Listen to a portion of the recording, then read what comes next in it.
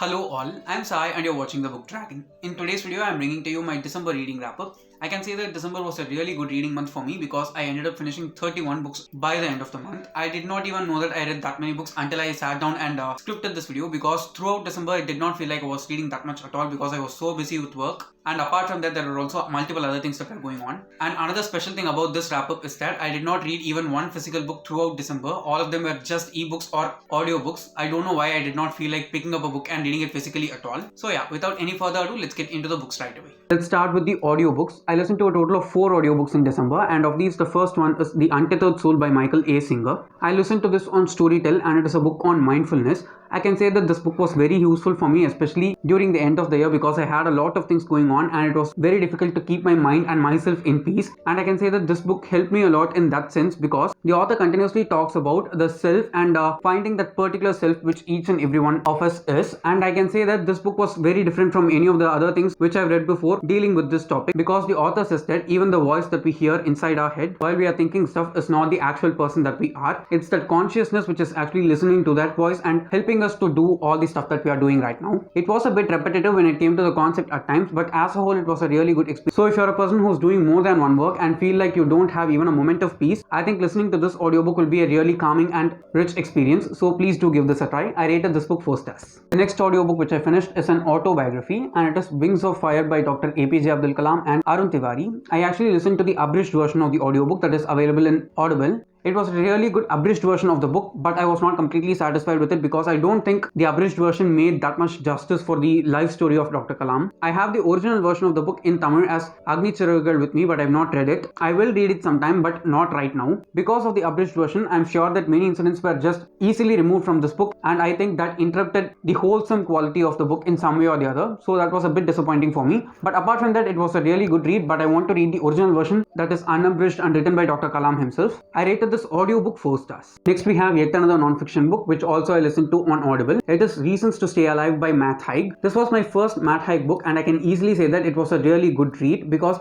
the tone in which the author has written the book was very comforting rather than anything. He deals with very dark and depressing topics in this book using his own real life examples, and I can say that if this book is not handled in a proper way, it can just take a really dark turn and end up being a mess for many people. But I'm sure if you're feeling depressed or not that great mentally, please do go forward and try this book. I'm sure that you will get out of it in a really positive attitude, even if it is not like blasting positivity out of you. I'm sure that it will take you out of that dark place at least for some time and give you the hope that you need in order to carry on with your life and do all the things that you're interested in doing. This book actually felt like the expression of the author's empathy for the people who are actually suffering just like him across the world, and I'm sure that each and every one of us has experienced something like this that the author talks about in this book during some part of our life. I'm actually filming this video on the first week of January, so I finished reading The Midnight Library also. The review for that book will be coming out really soon. I enjoyed that one also absolutely. So if you're feeling depressed or down in some way, please do give this book a try. I'm sure that it will kindle some positivity within you. And also the author himself has narrated the book. That just made the listening experience even better. I rated this one also 4 stars. The last audiobook is The Charm Offensive by Alison Cochrun. The main reason why I picked this book is because I saw it popping up in my Instagram feed continuously from all the Bookstagram accounts that I'm following. So I just wanted to see what the buzz was, and I can say that this book was very entertaining. It is an adult contemporary romance in which the entire setup of the book is like that of a reality show in which one of our main characters is taken as the centerpiece, and he has to select one of the 12 different women who are competing in order to get engaged to him and get engaged to her. Our other main character is the producer of the show, and when the show is being made, something start happening and the romance gradually proceeds. I can say that rather than the romance, the mental health representation of the different characters in this book was really well done by the author. I can say that the author has articulated the mental health issues and their symptoms really well through the characters whom they have talked about, using the dialogues that they have with different people across the story. Both of our main characters struggle with some kind of mental health issue, and they address it properly also inside the book. I can say that this book perfectly portrays how it doesn't matter how much successful or wealthy you are in life, there is something which can always affect the mental health of a person. It might not be even something which is totally external. The ways in which the author incorporated it with the story was really amazing if you ask me, and I'd highly recommend everyone to read this for that aspect itself. I enjoyed it very much and I rated this one also 4 stars. Moving on to the ebooks, I read all of these ebooks in Kindle Unlimited, and of these the first one is The Sword of Kaigen by ML Wang. This is an adult standalone fantasy, and I can say that I don't have any complaints about this book at all. It is totally amazing, and if you do like reading adult fantasy, please do go forward and try this. It is not at all explicit while I'm saying that it is an adult fantasy. It just has some kind of brutally violent scenes for a good chunk of the book, so that's the main reason why it is adult. Here we actually follow this group of people called the Sword of Kaigen that live in this particular part of an island, and they have to guard this empire. And the best thing about these people is that they are mighty warriors and practically no one can beat them when it comes to wars. They also have this very cool type of magic using which they can manipulate air and water, especially water. We follow our two main characters, Misaki Matsura and Mamoru Matsura, who are a mother and son, and we get the story focusing on both of them in different parts. I can say that it was an amazing ride throughout. It is a very dark book, so keep that in mind if you want to read this, and it will also take a lot of time to read because there is a lot of strong content that's going on continuously. The best thing which I liked about this book is the writing of the author, how she has made each and everything so perfect. The pacing is excellent, the way in which she has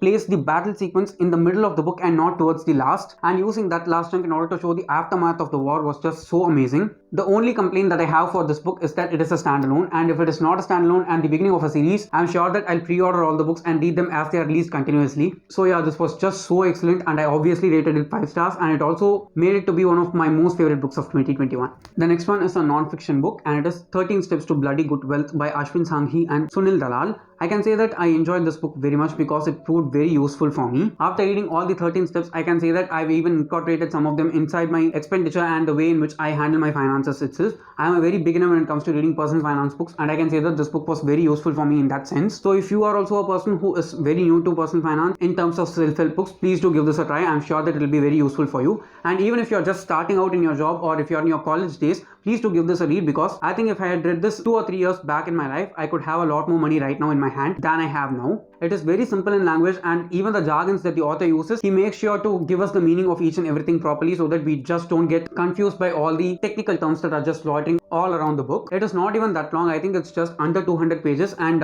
even the paperback is not even that expensive. Please do give this a try. I'm sure that it will be so much worth your time and money. I found it very helpful, and I obviously rated it 5 stars. The next book is The Oath of the Vayuputras by Amish Tripathi, which is the last and final book in the Shiva trilogy. I can say that this book was quite disappointing for me because the first 2 books were really excellent, especially the second book just blew me off completely. This one was not even half as good as the first book itself. I can say that this is the weakest of all the 3 books if you ask me, and is also unnecessarily very long. I can easily say that at least 30% of this book could have been cut away because it did not provide anything for the entirety of the series as a whole. I feel that the author had included that particular 30% of the story in between here and there in order to just show how smart he is while writing the battle scenes and constructing the various strategies that the armies are using against each other. But I think even without that, this book would have been far better. I personally knew the ending of the series since I know the mythological story already, but the build up that was given in order to reach that climax was not at all worth it, because we have all these great moments which happen in between the book, but towards the end we just have this only one incident which we all know that is going to come, since the story is actually based on something that already is present. So yeah, because of that, this was a disappointing read for me, yet I rated it 4 stars. And at last, I read volume 12 to volume 35 of Shaman King by Hiroyuki Takei, which is the first manga that I read. Since I have not read any manga before this one, I do not have any scale to compare this one with, but it was a very fun ride for me if you ask me. It is also a middle grade series, so you cannot expect a lot of complexity and technicality within this one. It just goes with the flow, and there are many conveniences that occur throughout the series. But as a whole, I just had a blast with this one because I read 24 volumes in just a single month, and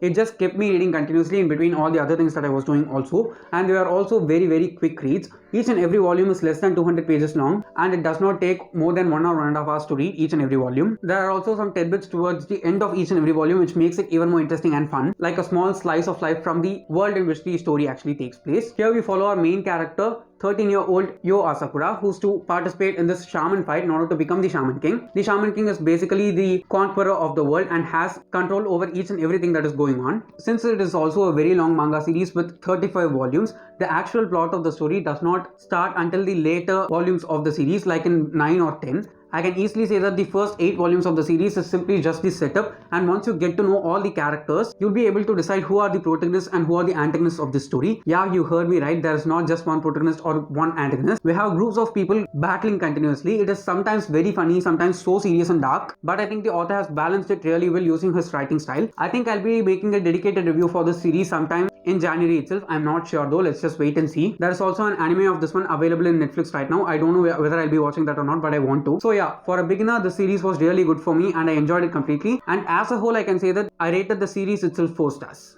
So yes guys, those are all the 31 books which I read in December, and most of them were manga. I'm sure that I'm going to read a lot more physical books this year, that is in 2022. And don't forget to leave your December wrap up in the comments below so that I could get recommendations from you guys. And if you did enjoy watching today's video, don't forget to give it a thumbs up and also share it to your friends. If you want to get more content from me, do subscribe to the channel. Thanks for watching and have a great rest of your day.